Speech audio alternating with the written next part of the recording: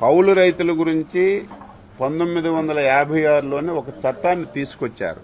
ఆ చట్టంలో కొన్ని రైతులకి అనుకూలంగా ఉండటం వల్ల ఆ రోజు కౌలు రైతులకి న్యాయం జరగలేదు. మళ్లీ 2011లో ఒక బ్రహ్మాండమైనటువంటి చట్టాన్ని రాష్ట్రంలో తీసుకొచ్చారు. ఆ చట్టం 2011లో వచ్చినప్పటికి కూడా 2016 వరకు ఆ చట్టాన్ని అప్పుడున్నటువంటి ప్రభుత్వాలు అమలు చేయలేదు. 2016లో ఆ చట్టాన్ని అమలు చేసి కౌలు రైతులకి కార్డులు ఇచ్చి కౌలు రైతులకి గ్రూపులు పెట్టి 40% వరకు బ్యాంకు నుంచి రుణాలు గాని వారికి సహాయం గాని అందించే కార్యక్రమం చేశాం. అదే చట్టాన్ని కంటిన్యూ చేస్తే ఈసరికే 60-70% మంది కౌలు రైతులకి న్యాయం జరిగి ఉండేది.